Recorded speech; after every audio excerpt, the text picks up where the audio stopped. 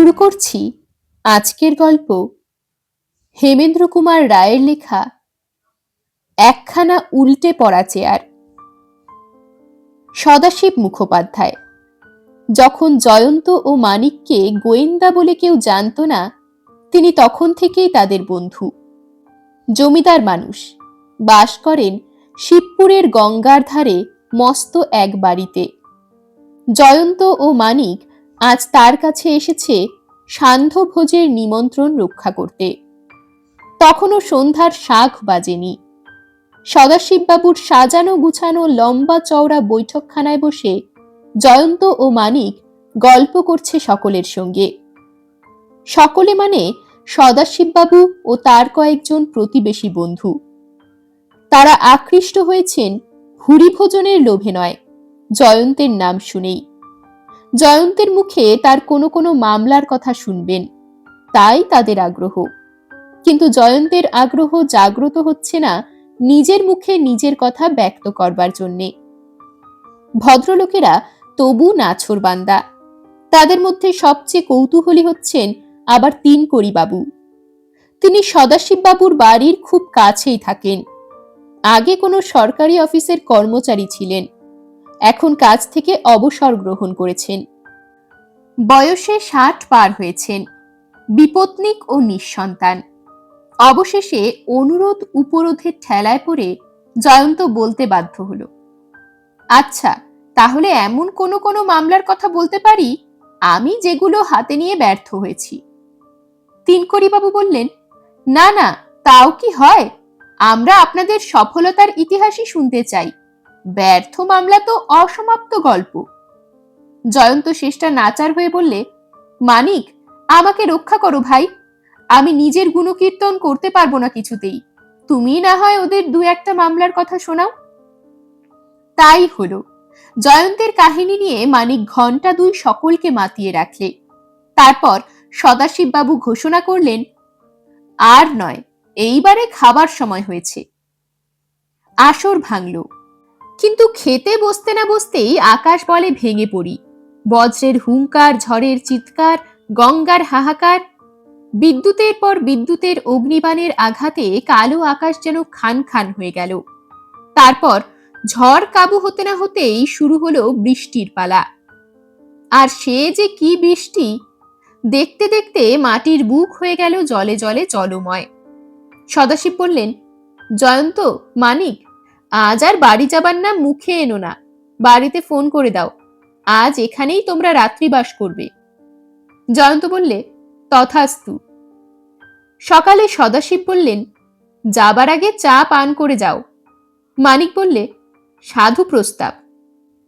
অনতি বিলম্বে চায়ের সঙ্গে এলো আরো কিছু কিছু, এবং চায়ের পেয়ালায় দু একটা চুমুক দিতে না দিতেই হন্তদন্তের মতো ছুটে এসে তিনকড়িবাবু বললেন, আমার সর্বনাশ হয়েছে।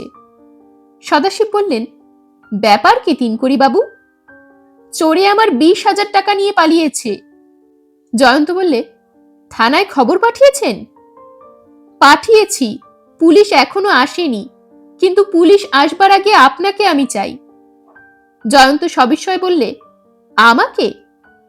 আগে হ্যাঁ, পুলিশের চেয়ে আপনার উপরেই আমার বেশি বিশ্বাস। আমাকে মাফ করবেন, এসব সাধারণ চুরির মামলা নিয়ে আমি মাথা ঘামাতে চাই না। পুলিশ অনায়াসেই এইরকম মামলার কিনারা করতে পারবে। তিনকড়ি করুণ স্বরে বললেন, সদাশিববাবু, আমার মতন লোকের কাছে এ চুরি সাধারণ চুরি নয়। ওই 20,000 টাকার দাম আমার কাছে কত আপনি তা জানেন। আপনি দয়া করে আমার জন্য জয়ন্তবাবুকে একটু অনুরোধ করুন। সদাশিব বললেন, বেশ, তা করছি। জয়ন্ত, আমারও ইচ্ছা। জয়ন্ত বাধা দিয়ে বললে, আর বলতে হবে না, তোমার ইচ্ছা কি বুঝেছি, কিন্তু নিমন্ত্রণ খেতে এসে চুরির মামলা নিয়ে জড়িয়ে পড়বার ইচ্ছা আমার মোটেই নেই। বড়জোর তিনকড়িবাবুর মুখে চুরির বিবরণ শুনে ঘটনাস্থলে একবার চোখ বুলিয়ে আসতে পারি, তার বেশি আর কিছু আমি পারবো না। তিনকড়ি আশান্বিত হয়ে বললে, আমার পক্ষে তাই হবে যথেষ্ট। জয়ন্ত শুধলে, আপনার টাকাগুলো কোথায় ছিল? একতলায় আমার পড়বার ঘরে বইয়ের আলমারির ভিতরে। বলেন কি, অত টাকা রেখে দিয়েছিলেন বইয়ের আলমারির ভিতরে? দোতলার ঘরে আমার লোহার সিন্দুক আছে বটে, কিন্তু বছর 4 আগে একবার চোর এসে সিন্দুক থেকে 3,000 টাকা নিয়ে গিয়েছিল, তাই তার ভেতরে আর দামি কিছু রাখতে ভরসা হয় না। টাকাগুলো ব্যাংকে জমা রাখেননি কেন? তাই তো রেখেছিলুম জয়ন্তবাবু, কিন্তু গেল বছরে ভিতরে ভিতরে খবর পাই আমার ব্যাংক লালবাতি জ্বালাবার আয়োজন করছে। তাড়াতাড়ি টাকা তুলে আনলুম, আর তারই দিন 6 পরে ব্যাংক দরজা বন্ধ করলে। অনেক হতভাগ্যের সর্বনাশ হলো। ব্যাপার দেখে আমি এমন নার্ভাস হয়ে গেলুম যে টাকাগুলো আর কোনো ব্যাংকেই জমা রাখতে পারলুম না। আপনার বাড়িতেই যে অত টাকা আছে এ খবর আর কেউ জানতো? আমি তো জনপ্রাণীর কাছে ও টাকার কথা বলিনি, কিন্তু ব্যাংক থেকে যে আপনি টাকা তুলে এনেছেন এটা তো অনেকেই জানে। তা জানে বটে, আর নতুন কোনো ব্যাংকে আপনি টাকা জমা রাখেননি এই খবরটাও তো কেউ কেউ রাখতে পারে। তাও পারে বটে, কিন্তু চোর কেমন করে জানবে যে এত জায়গা থাকতে আমি বইয়ের আলমারির ভেতরেই অত টাকা লুকিয়ে রেখেছি? তিনকড়ি বাবু, এ চোর হচ্ছে সন্ধানী। সে কেমন করে আপনার পড়বার ঘরে ঢুকেছে? সেটা খালি আমার পড়বার ঘর নয়, আমার বৈঠকখানাও। তার দক্ষিণ দিকে হাত আষ্টেক চওড়া আর বাঁশের বেড়া দিয়ে ঘেরা একটুখানি জমি আছে, তারপরেই সরকারি রাস্তা। চোর সেই বেড়া টপকে এসেছে। প্রথমে খড়খড়ির পাখি তুলে ফাঁক দিয়ে আঙুল গলিয়ে জানলা খুলেছে, তারপর কোনো তীক্ষ্ণ অস্ত্র বা বাটালি দিয়ে একটা গরাদের গোড়ার দিককার কাঠ খানিকটা কেটে ফেলে গরাদটাও সরিয়ে ফেলেছে। তারপর ঘরে ঢুকে নিজের চাবি দিয়ে আলমারি খুলে টাকা নিয়ে সরে পড়েছে। কিন্তু এখনো আমি এই ভেবেই আশ্চর্য হচ্ছি যে টাকা সে আবিষ্কার করলে কেমন করে। কেন? টাকাগুলো আমি সাধারণভাবে রাখিনি। দপ্তরিকে ফরমাস দিয়ে আমি ঠিক কেতাবের মতো দেখতে একটি বাক্স তৈরি করিয়েছিলুম, আর তার ভেতরেই রেখেছিলুম 20খানা 1000 টাকার নোট। আলমারির বাইরে থেকে দেখলে বাক্সটাকে সোনার জলে নাম লেখা একখানা সাধারণ বই ছাড়া আর কিছুই মনে করবার উপায় ছিল না। পড়বার ঘরেই আপনার বৈঠকখানা? সেখানে তাস দাবা পাশার আসরও বসতো? তা বসতো বই কি, রোজ নয়, শনি রবিবারে আর ছুটির দিনে। সে আসরে নিয়মিতভাবে অনেকেই আসতেন। আমার বন্ধুর সংখ্যা বেশি নয় জয়ন্তবাবু। নিয়মিতভাবে আমার বৈঠকে যে 6-7 জন লোক আসেন, চুরির খবর পেয়ে তারা সকলেই আমার বাড়িতে ছুটে এসেছেন। আপনি সেখানে গেলেই তাদের দেখতে পাবেন। বেশ, তবে তাই হোক। পুলিশের আগেই আমি ঘটনাস্থলে হাজির হতে চাই। একখানা ছোটখাটো দোতলা বাড়ি, সামনে অপেক্ষা করছে জন কয়েক কৌতূহলী লোক। জয়ন্ত ও মানিক তাদের মধ্যে কারুকে কারুকে গতকাল সন্ধ্যায় দেখেছিল সদাশিব বাবুর বাড়িতেও। তিনকড়ি বাড়ির ভেতরে ঢুকে তার পাঠগৃহের দরজার তালা খুলে ফেললেন। জয়ন্ত গলা তুলে সকলকে শুনিয়ে বলল, তিনকড়ি বাবু, বাইরে এদের এইখানেই অপেক্ষা করতে বলুন। আগে আমরা ঘরের ভেতরটা পরীক্ষা করে দেখি, তারপর অন্য কথা। মাঝারি আকারের ঘর, মাঝখানে একখানা গালিচা বিছানো তক্তপোষ, একদিকে একটি ছোট টেবিল ও 2খানা চেয়ার, আরেকদিকে 2টি বই ভরা আলমারি এবং আর একদিকেও পুস্তকপূর্ণ সেলফ। একটি আলমারির সামনে মেঝের উপরে উল্টে পড়ে রয়েছে একখানা চেয়ার। ঘরের এখানে ওখানে যেখানে সেখানেও ছড়ানো রয়েছে নানা আকারের কেতাব ও মাসিকপত্র প্রভৃতি। দেখলেই বোঝা যায় যে তিনকড়ি বাবু হচ্ছেন দস্তুর মতো গ্রন্থকীট। জয়ন্ত মিনিট 2 ধরে নীরবে দাঁড়িয়ে দাঁড়িয়ে ঘরের চারিদিকে দৃষ্টি সঞ্চালন করতে লাগলো। তারপর জিজ্ঞাসা করলে, তিনকড়ি বাবু, টাকা চুরি গিয়েছে কোন আলমারির ভেতর থেকে? তিনকড়ি অঙ্গুলি নির্দেশ করে দেখিয়ে দিলেন। ওর সামনে একখানা চেয়ার উল্টে রয়েছে কেন? জানি না, তবে ওটা হচ্ছে চোরেরই কীর্তি, কারণ কাল রাতে আমি যখন এ ঘর থেকে দরজা বন্ধ করে যাই, চেয়ারখানা তখন 4 পায়ে ভর দিয়ে দাঁড়িয়েই ছিল। আপনি কাল যখন ঘর থেকে বেরিয়ে যান, চেয়ারখানা তখন কোথায় ছিল? ওই দিককার টেবিলের সামনে। তাহলে চোরই চেয়ারখানা আলমারির সামনে টেনে এনেছে। তাছাড়া আর কি? জয়ন্ত পকেট থেকে রূপোর ছোট্ট ডিবে বার করে নস্যি নিতে নিতে বললে, বটে বটে, আপনার সেই জাল কেতাবে পুরে আসল নোটগুলো আলমারির কোন তাকে রেখেছিলেন? তিনকড়ি থতমত খেয়ে বললেন, জাল কেতাব? হ্যাঁ, জাল কেতাব, অর্থাৎ যা কেতাবের মতো দেখতে, কিন্তু কেতাব নয়। ও বুঝেছি, সেই কেতাব বাক্সটা ছিল আলমারির সবের উপরের তাকে। যা ভেবেছি তাই। বলতে বলতে জয়ন্ত আলমারির কাছে এগিয়ে গিয়ে দাঁড়ালো। তারপর আলমারিটা পরীক্ষা করতে করতে আবার বললে, আলমারির কলে যে চাবিটা লাগানো রয়েছে সেটা কি আপনার? তিনকড়ি বললেন, আজ্ঞে না, ওটা নিশ্চয়ই চোরের সম্পত্তি। তাহলে এ চোর পেশাদার চোর নয়। কি করে বুঝলেন? পেশাদার চোরের কাছে প্রায়ই চাবির গোছা থাকে, এরকম একটি মাত্র চাবি থাকে না। এখানে চোর এসেছিল একটি মাত্র চাবি নিয়ে, তার মানে সে জানতো এই একটি মাত্র চাবি দিয়েই সে কেল্লা ফতে করতে পারবে। যদি বলেন সে এতটা নিশ্চিন্ত হয়েছিল কেন, তবে তার উত্তর হচ্ছে, সে আগে থাকতেই যে কোনো সুযোগে এই আলমারির কলে একটা মোমের বা অন্য কিছুর ছাঁচ তুলে নিয়ে বিশেষ একটি চাবি গড়ে তবে এখানে এসেছিল। চুরি তার ব্যবসা নয়। এ চাবি পরে তার কোনো কাজে লাগবে না, তাই চাবিটাকে সে এখানে পরিত্যাগ করেই প্রস্থান করেছে। তিনকড়ি বাবু, দেখছি ওই জানলাটার একটা গরাদ নেই। চোর কি ওইখান দিয়েই ঘরের ভেতরে প্রবেশ করেছিল? আজ্ঞে হ্যাঁ। জয়ন্ত জানলাটার সামনে গিয়ে দাঁড়ালো। তারপর জানলাটা ভালো করে পরীক্ষা করে ফাঁক দিয়ে গলে বাইরে গিয়ে লাফিয়ে পড়ল। মাটির উপরে কিছুক্ষণ হুমড়ি খেয়ে বসে কি পর্যবেক্ষণ করলে। তারপর উঠে বললে, মানিক, কাল রাত্রে কখন বৃষ্টি থেমেছিল তুমি তা জানো তো? মানিক বললে, হ্যাঁ, আমি তখনও জেগেছিলুম। বৃষ্টি থেমেছিল রাত 2টোর সময়। তাহলে এখানে চোরের আবির্ভাব হয়েছে রাত 2টোর পরে। সদাশিব শুধলেন, এ কথা কেমন করে জানলেন? জয়ন্ত বললে, খুব সহজেই। ভিজে মাটির ওপরে রয়েছে কয়েকটা স্পষ্ট পায়ের দাগ, নিশ্চয়ই চোরের পদচিহ্ন।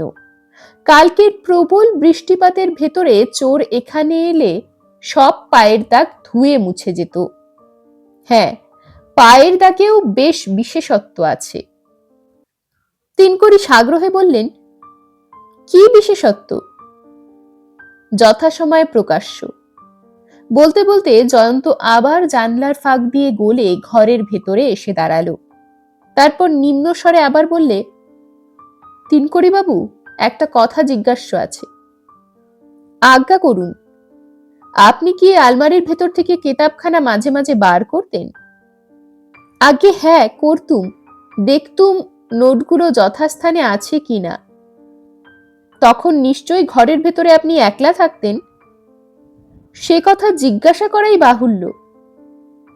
জানলার ভেতর দিয়ে বাইরের দিকে তাকিয়ে জয়ন্ত নিজের মনে কি ভাবতে লাগলো কিছুক্ষণ। তারপর শুধল, রাস্তার ওপারে ওই যে লাল রঙের বাড়ি রয়েছে, ওখানে কার বাড়ি? যদুবাবুর, আমার এক বিশেষ বন্ধু। তার পাশের ওই হলদে বাড়িখানা? মাধব বাবুর, তিনিও আমার বিশেষ বন্ধু। আচ্ছা, অনেকক্ষণ ধরে লক্ষ্য করছি একটি ছোট্টখাট্ট ভদ্রলোক বারবার দরজার ওপাশ থেকে উকি ঝুঁকি মারছেন। উনি কে? তিনকড়ি বললেন, আমিও দেখেছি, ওরই নাম যদুবাবু। যদুবাবুও জয়ন্তের প্রশ্ন শুনতে পেলেন। দরজার সামনে এসে তিনি বললেন, জয়ন্তবাবু, ক্ষমা করবেন, আমি আমার কৌতূহল সংবরণ করতে পারছিলুম না। কে না জানে আপনি হচ্ছেন এক আশ্চর্য জাদুকর গোয়েন্দা। আজ এখানে এসে আবার কি জাদু সৃষ্টি করেন তাই দেখবার জন্যে আমার আগ্রহের আর সীমা নেই। জয়ন্ত সহাস্যে বললে, ব্যাপারটা এতই স্পষ্ট যে কোনো জাদু সৃষ্টি করবার দরকার নেই। আমার যা জানবার তা জেনেছি। এখন আপনারা সকলেই ঘরের ভেতরে আসতে পারেন। তাই নাকি? বলতে বলতে ও হাসতে হাসতে সর্বপ্রথমেই ঘরের ভেতরে পদার্পণ করলেন যদুবাবু।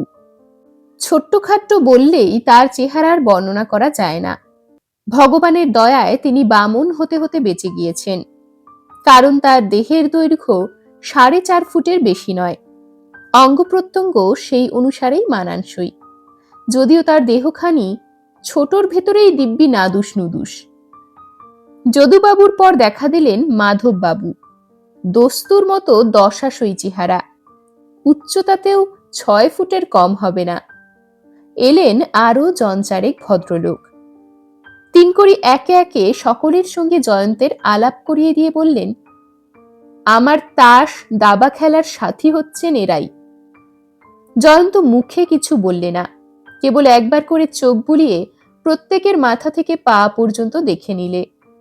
মাধববাবু বললেন, বলেন কি জয়ন্তবাবু, ব্যাপারটা এখনই আপনার কাছে স্পষ্ট হয়ে উঠেছে? আগে হ্যাঁ, খুব স্পষ্ট, কিন্তু আমরা তো স্পষ্ট কিছুই দেখতে পাচ্ছি না। এখানে কাল রাতে চুরি হয়ে গিয়েছে, তাই তো শুনছি। চোর ওই গরাত খুলে এই ঘরে ঢুকেছে, তাই তো দেখছি। তাহলে ব্যাপারটা কি স্পষ্ট বোঝা যাচ্ছে না? হুম, চোর কে সেটা পুলিশ এসে আবিষ্কার করবে। আমি এখানে চোর ধরতে আসিনি, আপনাদের মতো মজা দেখতে এসেছি। যদুবাবু আপত্তি করে বললেন, আমরা এখানে মজা দেখতে আসিনি, বন্ধুর দুঃখে সহানুভূতি জানাতে এসেছি। মাধববাবু বললেন, আমরা ভেবেছিলুম আপনি যখন এসেছেন চোর ধরা পড়তে দেরি লাগবে না। জয়ন্ত হাসতে হাসতে বললে, পুলিশ যদি চোরকে ধরতে পারে তাহলে দেখবেন চোর আপনার মতো মাথায় 6 ফুট উঁচু নয়। মাধববাবু সবিস্ময়ে বললেন, বলেন কি, কেমন করে জানলেন? সে কথা বলবার সময় হবে না, ওই পুলিশ এসে পড়েছে। ইন্সপেক্টর হরিহরবাবু একজন সহকারীকে নিয়ে গটগট করে ঘরের ভেতরে প্রবেশ করলেন। বয়সে প্রৌঢ়, মোটা সোটা দেহ, মুখে উদ্ধত ভাব। রুক্ষ স্বরে তিনি বললেন, ঘরে এত ভিড় কেন? বাড়ির কর্তাকে? তিনকড়ি এগিয়ে এসে বললেন, আগে আমি। আপনারই টাকা চুরি গিয়েছে? আগে হ্যাঁ। ওরা কে? ওরা আমার বন্ধু, আর উনি হচ্ছেন বিখ্যাত শৌখিন গোয়েন্দা জয়ন্তবাবু। কৌতূহলী চোখে হরিহর একবার জয়ন্তের মুখের পানে তাকালেন, তারপর বললেন, ইন্সপেক্টর সুন্দরবাবুকে মাঝে মাঝে আপনি কোনো কোনো মামলায় সাহায্য করেন। জয়ন্ত বিনীতভাবে বললে, আগে ঠিক সাহায্য করি বলতে পারি না, তবে সাহায্য করবার চেষ্টা করি বটে। মুখ টিপে হেসে হরিহর বললেন, এখানেও কি সেই চেষ্টা করতে এসেছেন? আগে না, মশায়ের চেহারা দেখেই বুঝেছি আপনার কাছে আমার চেষ্টা নগণ্য। ঠিক, সুন্দরবাবুর সঙ্গে আমার মত মেলে না। আমার মত হচ্ছে শখের গোয়েন্দার কাছে পেশাদার গোয়েন্দার শেখবার কিছুই নেই। জয়ন্ত বললে, আপনার মত অভ্রান্ত, আমিও ওই মত মানি। হরিহর বললেন, এইবার মামলার বৃত্তান্তটা আমি শুনতে চাই। তিনকড়ি আবার সব কথা বলে গেলেন একে একে। হরিহর সব শুনে বললেন, যে লোক এই বাজারে 20,000 টাকা রাখে বৈঠকখানার কেতাবের আলমারিতে, তাকেই আমি অপরাধী বলে মনে করি। এ হচ্ছে চোরকে নিমন্ত্রণ করা আর খামোখা পুলিশের কাজ বাড়ানো। তিনকড়ি চুপ করে রইলেন কাচুমাচু মুখে। জয়ন্ত বললে, টাকা ছিল ওই আলমারির ভেতরে। হরিহর বললেন, টাকা যখন লোপাট হয়েছে তখন আলমারিটা হাতড়ে আর কোনো লাভ হবে না। ওই যে চেয়ারখানা আলমারির সামনে উল্টে পড়ে রয়েছে, ওখানা ছিল ওই টেবিলের সামনে। বসবার জন্যে চোর ওখানা টেনে এনেছিল আর কি। হতেও পারে, না হতেও পারে। না হতেও পারে কেন? চোর চটপট কাজ হাসিল করে সরে পড়তে চায়। সে চেয়ার পেতে বসে বিশ্রাম করে না, আর করলেও সে টেবিলের সামনেই গিয়ে বসতে পারত। চেয়ারখানা এত দূরে টেনে আনতো না। বিশ্রাম করবার জন্যে এখানে ঢালা বিছানাও রয়েছে, তবে চেয়ার নিয়ে টানাটানি কেন? হরিহর ঠাট্টার সুরে বললেন, কেন, তার জবাব আপনিই দিন না। আপনি না পারলে পরে আমাকেই জবাব দিতে হবে বই কি। হরিহর মুখ ভার করে বললেন, আপনার জবাব শোনবার জন্য আমার কোনোই আগ্রহ নেই। তিনকড়িবাবু, আলমারির কলে একটা চাবি লাগানো রয়েছে দেখছি। ও চাবি আমার নয়, চোরের। সে বিষয়ে সন্দেহ নেই। চাবিটা নতুন। আলমারিটা খোলবার জন্য চোর হয়তো এই চাবিটা গড়িয়েছিল। তাহলে সে আগে এখানে এসে লুকিয়ে কলের ছাপ তুলে নিয়ে গিয়েছে। তাই তো জয়ন্তবাবু বললেন এ কোনো সন্ধানী চোরের কাজ।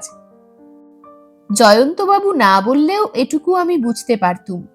তিনকড়িবাবু, আপনার বাড়িতে আপনি ছাড়া আর কে কে আছে? আমার স্ত্রী, আমার ছেলে নেই, কেবল একটি বিবাহিত মেয়ে আছে, সে শ্বশুর বাড়িতে। এখানে একজন রাত দিনের চাকর আছে, বামুন আর ঝি ঠিকে। হরিহর ফিরে নিজের সহকারীকে বললেন, সুশীল, বামুন আর চাকরকে সেপাইদের হেফাজতে রেখে এসো। তিনকড়ি বললেন, আপনি কি তাদের সন্দেহ করছেন? তারা যে খুব বিশ্বাসী। হরিহর ধমক দিয়ে বললেন, আরে রাখুন মশাই, জানেন তো সব। এরকম বেশিরভাগ চুরির জন্যই দায়ী গৃহস্থের বামুন চাকররা। যাও সুশীল। জয়ন্ত বললে, চোর ওই গরাত খুলে ঘরের ভেতরে ঢুকেছে।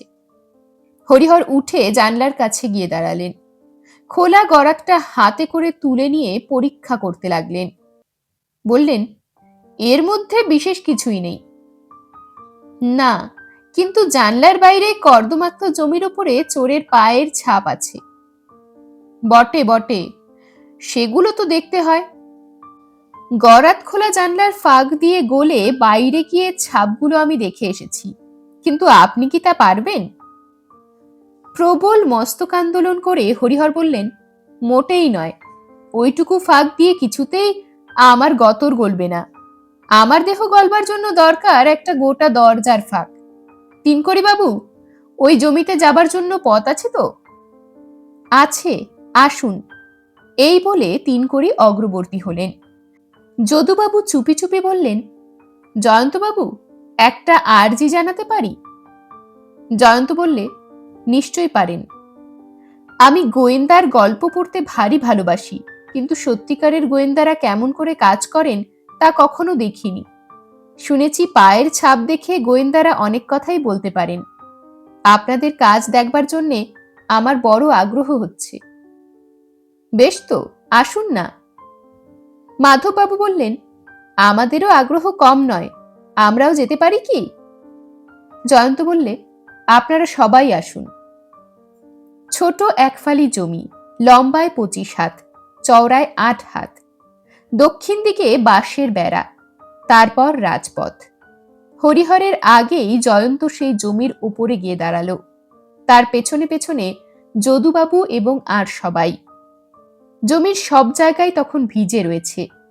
জয়ন্ত বললে, যদুবাবু, আমার পাশে পাশে আসুন। মাটির উপরে সাবধানে পা ফেলুন। চোরের পায়ের ছাপ মারিয়ে ফেললে হরিহরবাবু মহা খাপ্পা হয়ে উঠবেন। তারা তিনকড়িবাবুর বৈঠকখানার গরাদে খোলা জানলাটার সামনে গিয়ে দাঁড়ালো। একদিকে অঙ্গুলি নির্দেশ করে জয়ন্ত বললে, মাটির উপরে ওই দেখুন চোরের পায়ের ছাপ। বেশ বোঝা যায় সে বাঁশের বেড়ার টপকে যেদিক থেকে এসেছে আবার চলে গিয়েছে সেই দিকেই। যদুবাবু বললেন, চোরটা কি বোকা, এত বড় একটা সূত্র পেছনে রেখে গিয়েছে? জয়ন্ত হেসে বললে, চোরটা হচ্ছে কাঁচা, নইলে সে সাবধান হতো।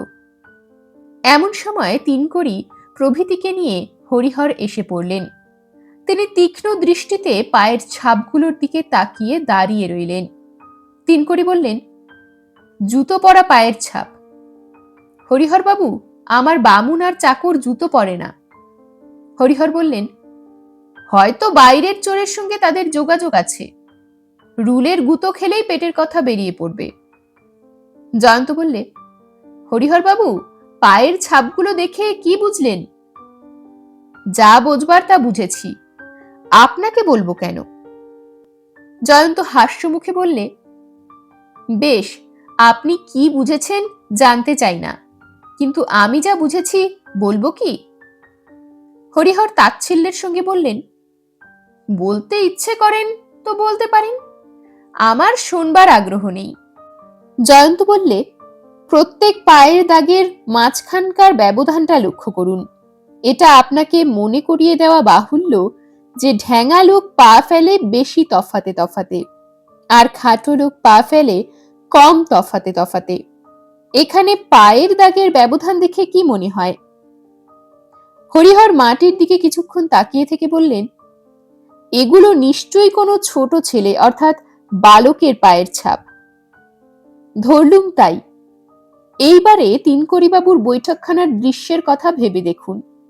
তার নোটগুলো ছিল আলমারির ওপর তাকে।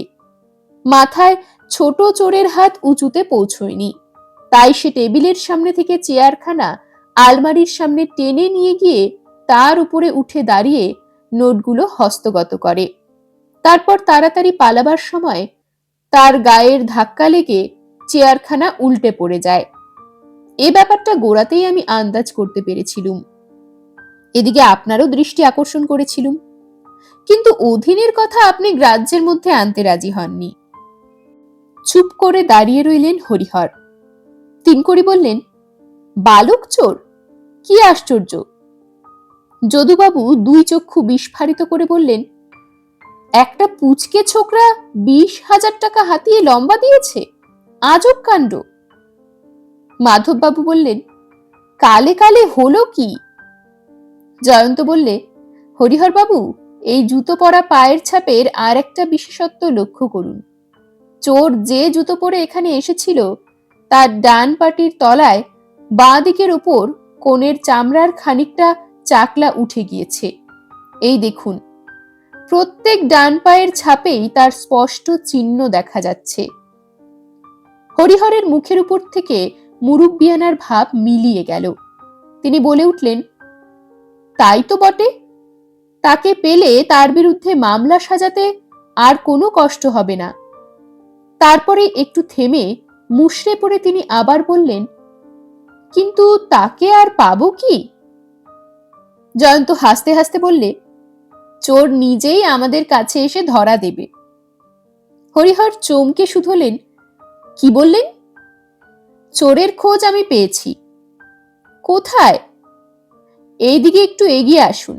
এই পায়ের ছাপগুলো দেখে কি বুঝছেন? এও তো চোরেরই পায়ের ছাপ, কোনো তফাৎ নেই তো। ভালো করে দেখে সন্দিগ্ধ স্বরে হরিহর বললেন, মনে হচ্ছে এ ছাপ যেন টাটকা। জয়ন্ত বললে, ঠিক তাই, এগুলোর সৃষ্টি হয়েছে এই মাত্র। নির্বোধ চোর খেয়ালে আনেননি। কাল রাতের বিষম বৃষ্টির মধ্যে মাটি এখনো ভিজে আছে। আরে আরে যদুবাবু, খরগোশের মতো দৌড়ে কোথায় যান? মানিক, হুঁশিয়ার। সকলে বিপুল বিস্ময়ে দেখলে যদুবাবুর বামন অবতারের মতো অতি খর্ব দেহখানি দৌড় মেরেছে তীব্র বেগে বাঁশের বেড়ার দিকে।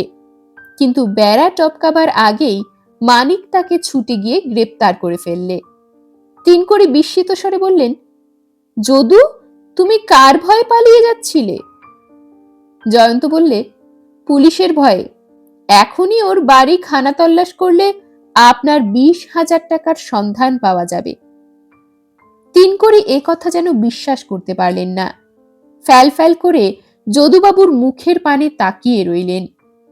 জয়ন্ত বললে, যখন চেয়ারের রহস্য আন্দাজ করলুম, পায়ের ছাপগুলো পরীক্ষা করলুম, আর সচক্ষে যদুবাবুর বালকের মতো খাটো মূর্তিখানি দর্শন করলুম, তখনই জেগে উঠেছিল আমার সন্দেহ।